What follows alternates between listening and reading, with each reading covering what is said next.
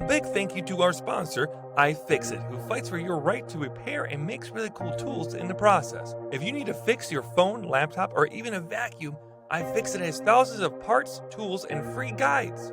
It's iFixit's 20th anniversary this year, and to celebrate, they're offering you $20 off of a purchase of $100 or more with a promo code Mercury20 until the end of this January. Happy fixin'! Mercury, Mercury Stardust. She's a beacon of hope in the darkest night. Mercury, Mercury Stardust. She'll teach you how to make it all alright. Hey there, hi, my name is Mercury, and I'm the trans Handy Ma'am. My pronouns are she, her, and I teach compassionate DIY. We're here to help renters, LGBTQIA members, and anyone who's feeling left out in the DIY space. Hey guys, gals, and non-binary pals, thank you for coming to this episode of the Handy Ma'am Hotline. As always, I'm joined by my wonderful co-host, Maggie Conrad. Hey, everyone. Woo, woo. Woo, woo. Woo, woo. Maggie, the fans got on a train to tell you how much they love you now. Is that what that was? Yeah, it's the I love Maggie locomotive now. Maggie, they're just upgrading every week. They're just getting more and more Thank you. rambunctious. Maggie, how you doing today? I am good. Excited for all the fun things happening in the new year for us. Yes, and by the time they're listening to this, is definitely still the new year. I'm doing good too. I got done redoing my office space and painting it black. It looks so good. And putting UFO lights and all the cloud stuff in there. Yeah. You know, I will say that just recently, one of our very good friends and a supporter of the Handy Ma'am, a wonderful friend Lumi, is going through something or other. I don't know if I told you about this before, Maggie, but Lumi, our wonderful friend, is going through some stuff because at their apartment just recently, they had a burst pipe in their sprinkler system. Oh, no. And they got home on Christmas Day. Oh, no. And there was damage everywhere, not only in their apartment, but 3 apartments too, down below them. Wow. And it turns out that the installation for the sprinkler system must have blown back during a high winds we were having on Christmas Day. And that installation peeled it back far enough for it to expose the pipe to the brutal air and freezed it and then burst it. Now, that shouldn't happen. There's definitely something there. The buildings, the people who are working on that definitely need to do an investigation about how that actually worked and et cetera. It shouldn't work that way, but it happened. Yeah. And now they're kind of displaced, and we're trying to figure that all out. But boy, oh boy, what a way to ring in the new year. That's an awful thing to happen. That is kind of the renter's nightmare. Now, I brought it up because I wanted to say at the beginning of the episode right away, if you don't have renter's insurance, I really need you to be aware this is not... It's not... I know it always feels like we're nickel and diming you when we're talking about renter stuff, right? I'm telling you, right now, it's a huge difference. If you didn't have renter's insurance... It's worth the money. You want renter's insurance for Lumi or for other people in this situation would actually pay for you to get another place. Yep. It could pay for you staying at a hotel while the repairs are happening.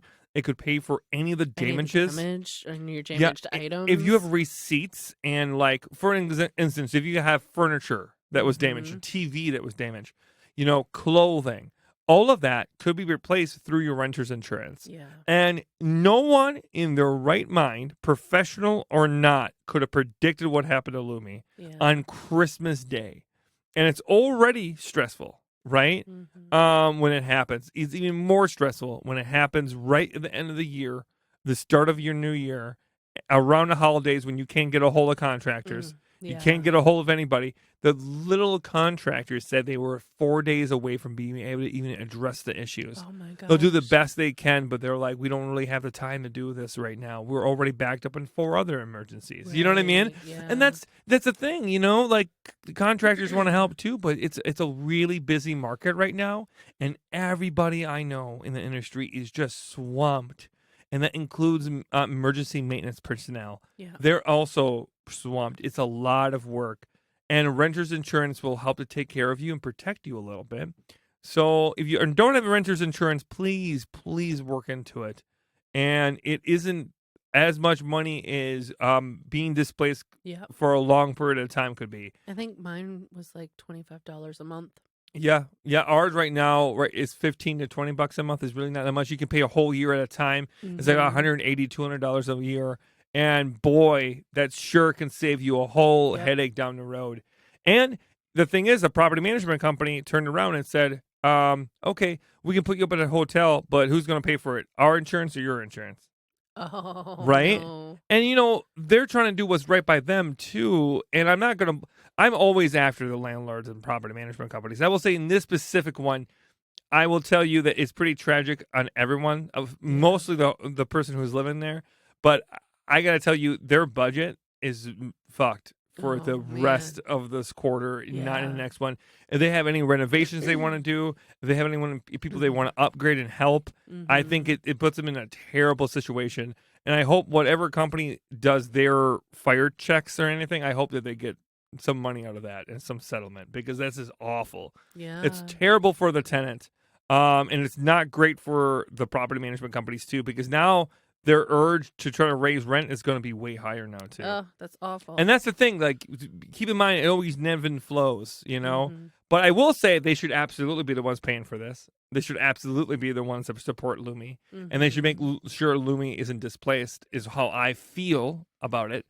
But it's not difficult. It's not an easy situation for anybody. So I don't want to get too finger pointing about it. But anyways, that happened. And now let's answer some cues and try to help people we can help right now. What do you think, Maggie? Sounds great. Yeah. Hi, Mercury. My name is Effie. My pronouns are she, they. I recently moved into my first apartment, and I'm allowed to put holes in the walls, which is very exciting. However, I live in a very, very, very old mansion that was divided up into apartments. And I was wondering, I'm having trouble drilling nails into the wall and having it not just turn into paper. I don't know if wall anchors would help or not, but I just noticed anytime I'm trying to drill into the walls, it just comes out as dust and nothing really sticks in the walls. So just let me know if there's anything I can do about that. Thank you so much. Bye. Well, this is a great one, because this goes right into the stuff I was just talking about with our sound engineer just a little bit ago. So that dust is what is actually plaster. That's really old plasters. It could even be horsehair plaster, so we don't really know for sure, right? But that plaster is really old. And plaster and drywall are kind of like cousins. Drywall is plaster, but with cardboard on either side of it, essentially. Okay? And plaster is a whole different thing, right? They're not necessarily the same. They use different components, especially if they come from different, centuries. But they're essentially the same thing. The same basic components are there, right? That plaster has nothing to keep it from falling apart, right? Your drywall will also crumble inside of the cardboard, right? So what's happening is that exposed surface to the air here is just crumbling. That's just plaster falling off, right? Yeah. How you can prevent that is by doing one of my favorite tricks, and that is by taking painter's tape, putting it on there, and then putting the screw through the painter's tape, and then removing the painter's tape. That will act as a way to keep it in there, to keep it in place as you're doing the work, and to help prevent dust and crumbling from the plaster itself. So kind of acting like a barrier for the plaster so that it doesn't blow back, I guess, or become dusty. Yeah, is it one for one? Is it always going to work? No. But is it going to work a lot of the times? Yes. How do you solve that entirely? I mean, honestly, this is more like on the landlord than it is you. This is going to have to be like a drywall replacement at some point, when it gets old enough. But a lot of times people see that plaster in those, if you're calling it a mansion, they're probably like looking at this as like this is an old home that they want to try to keep as much of that, feel attached. Yeah. And I understand the sentiment, but that's only going to be possible for another 10, 15, 20 years. Yeah. You gotta get to a point where, we can try to maintain it, but we're going to need to upgrade it. And upgrading it to look like it's old is a possibility, but also very expensive. Yeah. So But that would be the hot take. That's my really quick and easy ways. Put tape on there and then pound the nail through or do the screw. You can use some drywall anchors for your plaster, but there are going to be specific ones, right? You're going to the EZ anchor. That's the letter E and the letter Z anchor is designed to be a wall anchor, not just a drywall anchor. So you can use that for plaster and you can use it for your drywall. It is what I would recommend if you're using any sort of anchor in your wall in plaster because it's two different components. One acts as a little drill that you just take with you can just hand drill it, hand screw it in with a Phillips screwdriver, and it screws right into the wall. And then the screw is separate from that. And then you put it through whatever you're trying to hang, and then you put it through the component you just put into the wall. And then it operates as two separate components that are working together. And it's nice and tight, and it has enough teeth to it that's going to hold it on that plaster well. And then the next one, if you're hanging anything heavy on plaster wall, I highly recommend a toggle bolt wall anchor. I always talk about it. It is the one wall anchor that I recommend in almost all circumstances because it has two different components as well, a bolt and then what I call the alligator mouth. And think of the alligator mouth like the back of it is the tail and the front of it is the mouth of the alligator. You want to close the mouth of the alligator, put the tail in first, and then once it's through the wall, it will spring open, and that mouth of the alligator is going to spring open and then bite into the wall. And that mouth is going to stay in there, and then you can hold stuff in there much stronger. If you're really having an issue with hanging things on a wall, then that is a way to go. And then I would also say that when you're trying to remove that later on, you just let that metal alligator mouth drop to the floor inside the wall, and it's not a big deal. I will say, now that I'm talking about this, it's a little odd that the landlord is like, yeah, no, drill right into that wall that's falling apart. But, I am happy that they're letting you do that because I think your home I think you should go the route of, I'd rather you hang something on the wall with a nail and a screw than with a command strip on that plaster wall. And this is why I'm so against command strips and anything sticky. I'm not a big fan of it. I think that it could cause a way bigger nightmare for people than not. So, yeah, 1 for 1. I answer a question. Hi there. My name is Joe. I'm in Wisconsin, which is currently super, super cold right now. And I have a question basically about how to help my house be warmer. I feel like I run my heat out of my, the sensor 15 degrees higher than the actual degree of what the house is right now. I've looked at the circuits. I've tried to troubleshoot on the internet to see if there's anything about my specific heating system, and it really looks like the only time I can get the heat to really blast is if I unplug my controller unit and plug it back in. I'm just wondering if you had any tips about how to troubleshoot heating systems when you don't own your own home and how to make my house warmer, I guess. And I use he, him pronouns. Thank you so much. Well, this is a good one. There's not going to be a great hack here, right? I think the first thing you want to do is make sure that the filter for whatever heating system you use is clean, right? Make sure it's a good one that's clean and not full of stuff. If it has to work harder to produce that air, that could be very well what's doing it, right? And that's usually located wherever the unit itself is, like the base of the unit. It should be somewhere around there. Now, as far as if you're a renter, what should you do and what you can do? Honestly, don't flip and touch it. Don't touch any of that stuff other than the filter. Don't mess with it. Just leave it alone. This is a landlord situation. They should take care of it.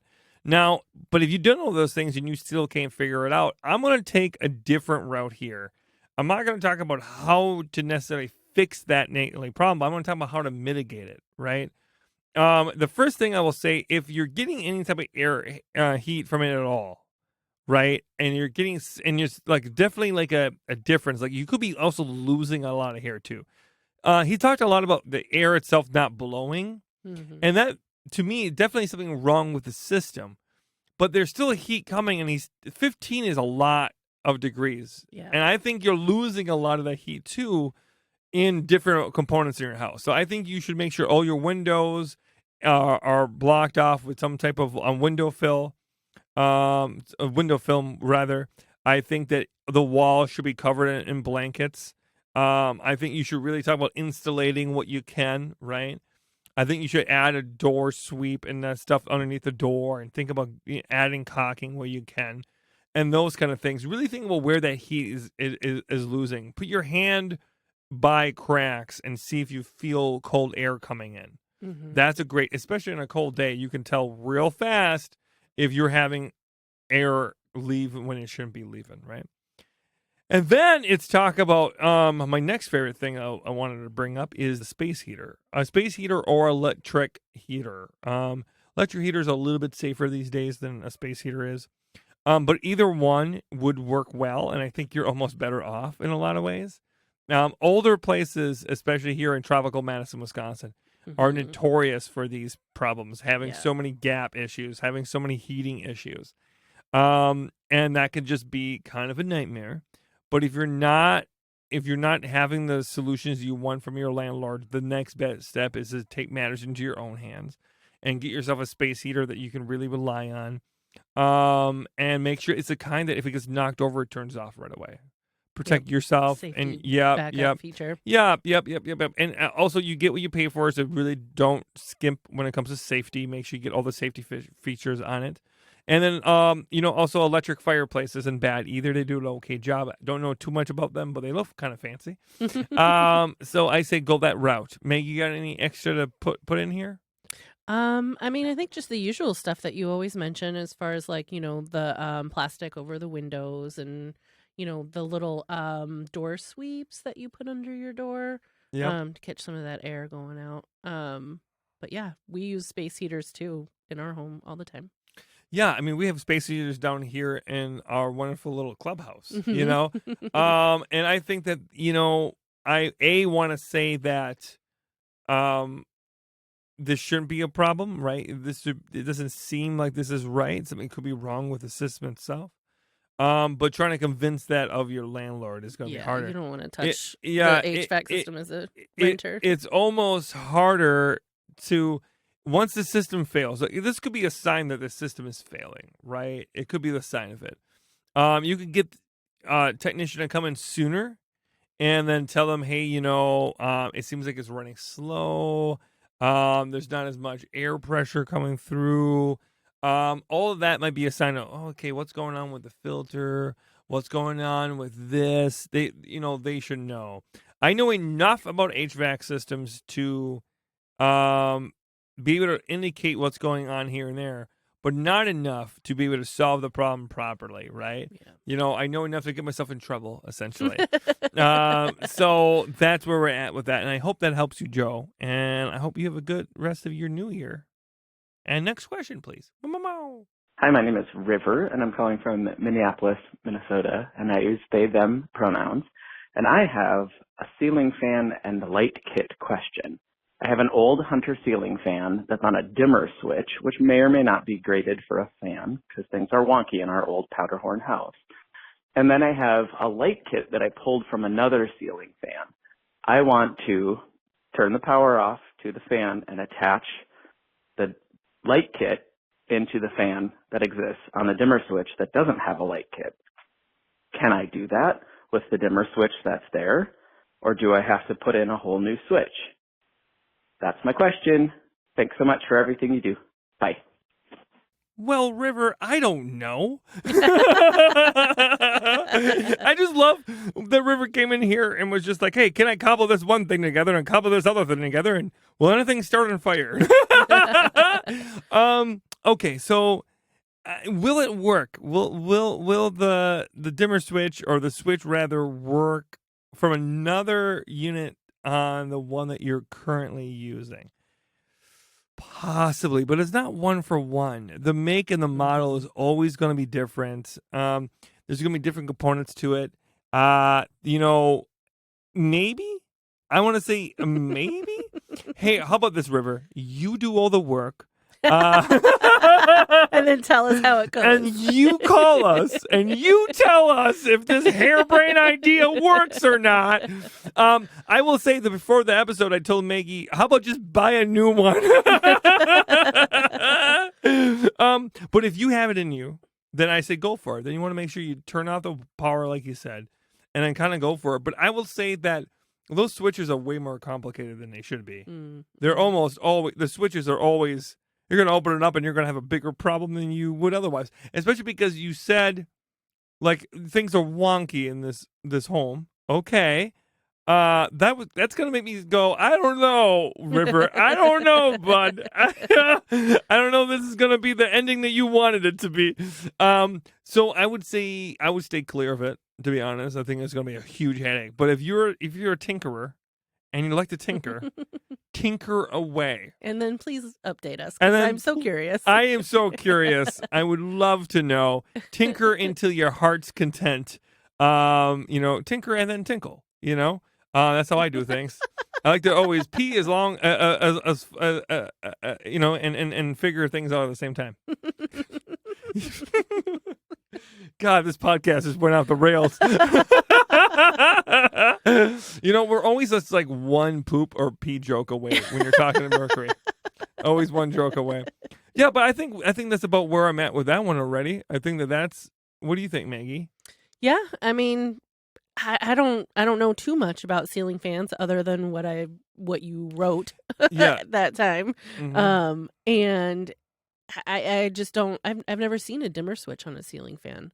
Oh, that's very common. Like on the light part, yeah, but not on like the ceiling fan itself. They're pretty common. Oh, okay. They're not. That's not abnormal so far for that. I will say that ceiling fans are just tricky altogether. Yeah, there's a lot. There's more wiring in there than a regular light fixture. There's just more components. There's more failure points, as we always talk about, and failure points really, like how much could go wrong. Exactly enough to make you not want to do it.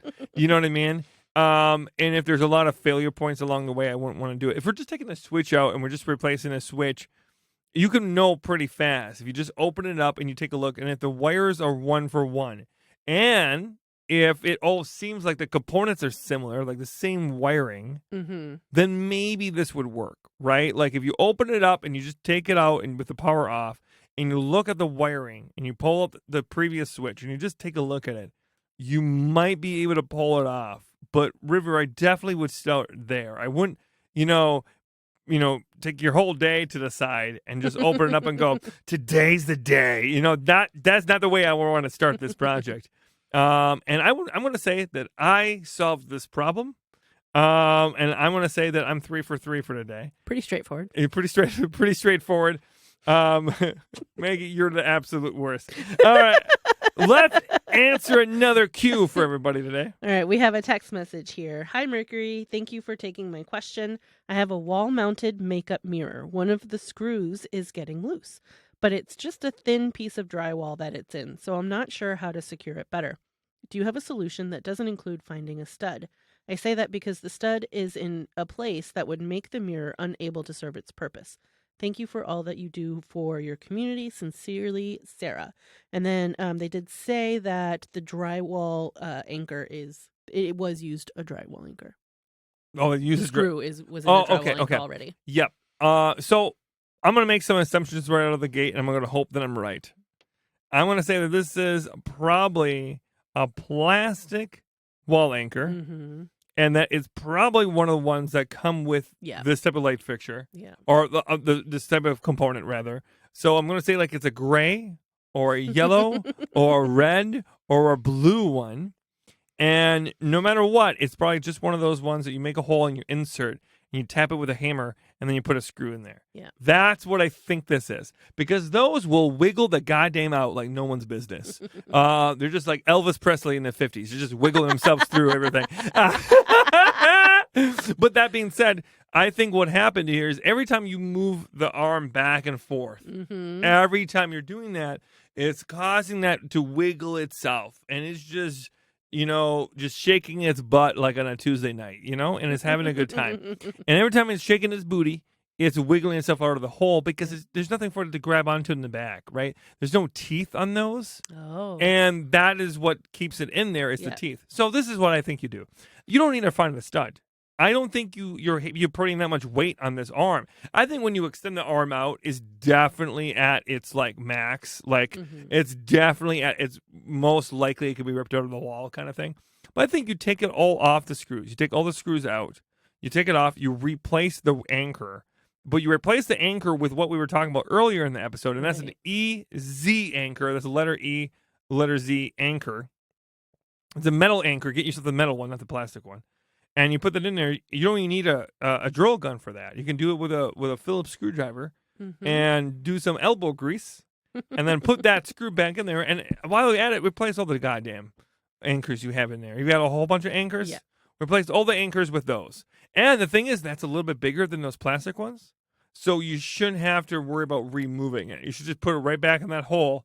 But that hole is going to be nice and tight now. And so what do you do with the old drywall anchor that's in there? Just punch it into how to the take wall? it out? You can take it out by using, you can get a drill and put a bit on the drill. And have the bit go, like you can drill it out just by like drilling it right through and just popping it through. Yep. And if you find that where you want to put the easy anchor, now that hole is too big, then you could just move it around and just patch those up with some, spackle will probably be big enough for that. Maybe joint compound. But I would say that that's the route you can go. You can also just take a pliers and grab the what's left on the outside of that plastic anchor and just yank it out. Because there's no teeth on the side. Right. And there's nothing in the back of those that's going to prevent it from popping through the front. So you can either push it through the hole and just make it fall behind the wall, which is not a big deal, or just yank it right out. Cool. Yeah. Look at that. Would you say, Maggie, I'm 4 for 4? 4 for 4. Oh, my God. Mercury's going for a grand slam. She's rounding the corner. Is she going to make it to home base? I don't know. Maggie, help her. This one's a doozy. Let me read it to you. Okay. Hello there, and Happy New Year, Handy Ma'am and Maggie. Thank you for all you do. I have a question for your podcast.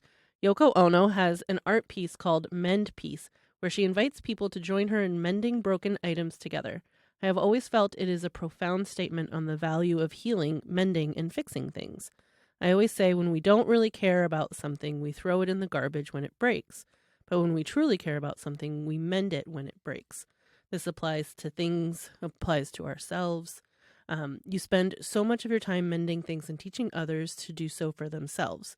What kind of life lessons and insights on life, etc., have you learned through your work with repair and maintenance? From Matt in Utah. Wow. That's a good one. Pulling out Yoko Ono on a fucking podcast. Well, I thought we were talking about drywall. Well, what a beautifully worded question. Well, that is a doozy, Maggie. Okay, so I have a few things here, I'll say. I learned very much patience from maintenance. I don't really have it. Maggie worked with me. Maggie works with me. Maybe and you knows. have more of it than I you will used say to. that before I started maintenance, I had zero patience, and now I have exactly maybe like an ounce or two of it. Just enough. Yeah, I got a little bit of a Powderpuff Girl. There's a little sprinkle of patience in me. But I mean, honestly, patience. I think. Not just with like things around the world, but patience with your goddamn self. Yeah. Like the saying that I say all the time, I think answers a lot of this question, and that's you're worth the time it takes to learn a new skill. Yeah. I think that's a life lesson I couldn't have learned if it wasn't for this line of work. I also think a bigger underestimated answer to this question is probably working with people in the hardest moments. Yeah. Like we talked earlier in the episode, Lumi, what they're going through, right? Yeah. Being a maintenance technician in those moments are the most humbling experiences of your life and your career. Several years ago, we had a horrible incident that happened at one of the properties I worked at, and someone shot a hole through an apartment, right? And I went to the unit, and I was there with the mother who was, with her 2 children, and someone shot up her home, you know? Mm. And, she's scared and there's a bullet hole and through her window and how scary that is and how absolutely there's no words. And all I am there to do is to be a handy person. Like I'm there to fix the goddamn drywall Yeah. and put duct tape on the window until the vendors can come. Like I can't fix it, but I can stay as long as you need me to. Mm. And I can keep you company. Yeah. And I can make you feel a little bit safer. And a part of emergency maintenance was my favorite job was emergency maintenance. I loved it. It was my favorite part of the working in property management because I hated the stress of never knowing when I was going to get called.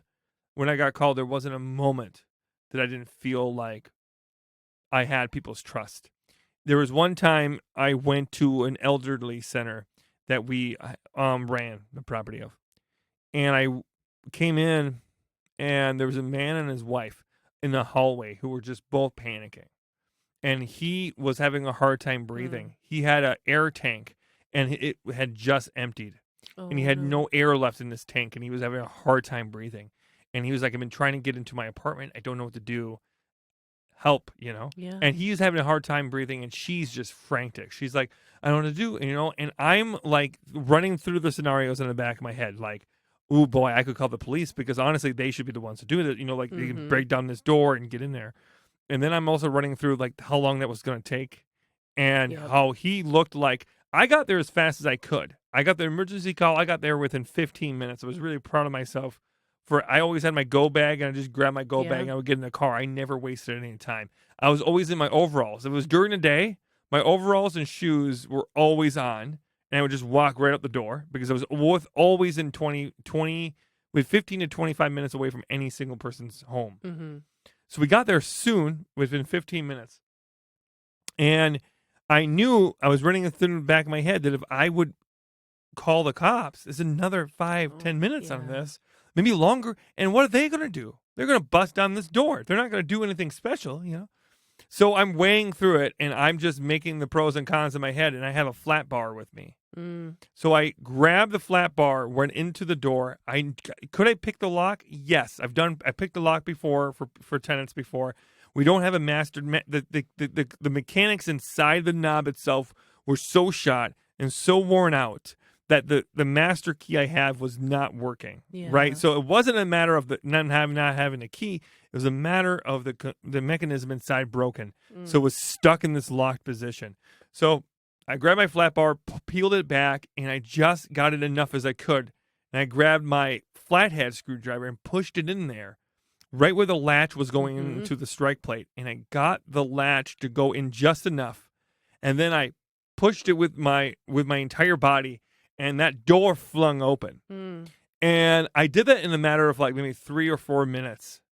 And he was the relief that he had in his face. I bet. And his wife was just like crying she was so scared. Yeah. And the thing I learned about my life in that moment was I can think under pressure. Oh, yeah. And that taught me a lesson about myself that I did not know. Because in that moment, I was like, I made every decision I needed to as quickly as possible, and I kept my cool. If this was me and my spouse, if me and Zizi, I don't know if I would keep my cool. But for someone else, I was able to keep my cool. I could think clearly, and I knew what to do. When I was in my field house, I knew how to solve the problem. And I think the lesson that I took away from that through this line of work was that the best way to solve a problem is not by screaming at it, but by rolling up your sleeves and just dealing with it. Because there was no way to solve that problem other than just barreling through it and trusting yourself, and so compassion and trusting yourself. And the last one I will say in that, the one that I think true to myself all the time is always be ready for the worst. I mentioned the go bag, and I always tell people you should have a go bag as a renter. As a homeowner, you should have a go bag. You should always have a winter stuff in your car. You should always have a blanket. You should always have spare clothes. Always. You never know. A few years ago, one of the properties I took care of burnt down. Mm-hmm. And two of the people who lived there, it was like a duplex. And two people lived there. One had everything they didn't even have anything. They had no clothes, no nothing. Everything they owned was gone, and it was heartbreaking.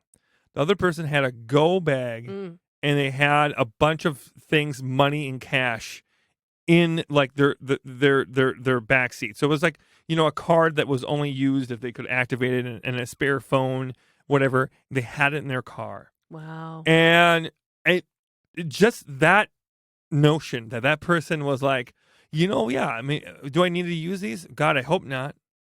But boy, I'm happy I got them now.